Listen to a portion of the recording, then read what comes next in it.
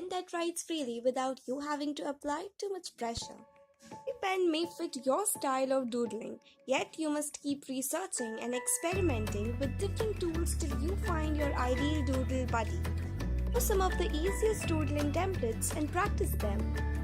You are free to practice doodles from the internet, but to be a master doodler, you must doodle whatever you see, hear, or even think, and then create your own doodle world. Link for Doodle for Beginners is given below, so please check that site.